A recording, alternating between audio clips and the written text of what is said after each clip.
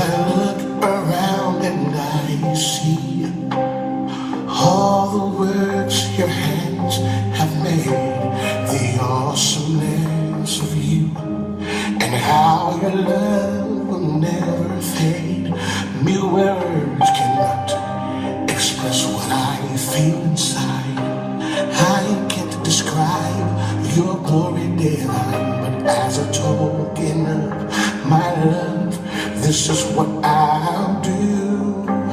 I lift my hands and cry, Lord, you're holy, Lord, you're holy.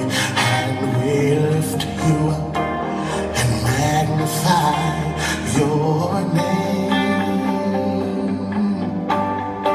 Lord, you're holy, Lord, you're holy. And we lift you up and magnify your name. There's not enough words that I can say to tell you how much I appreciate all of the wonderful things you've given to me.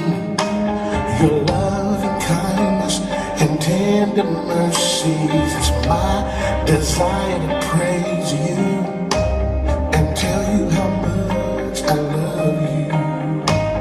You're worthy of all the honor. You're worthy of all the praise.